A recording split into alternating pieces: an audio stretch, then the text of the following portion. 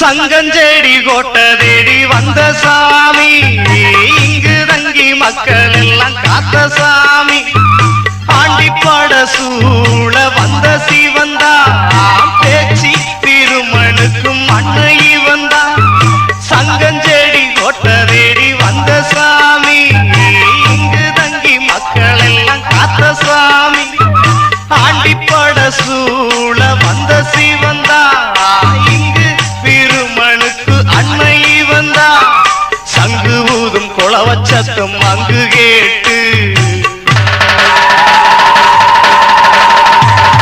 வேக்காமை வந்தா மாட்டு குடல போட்டு.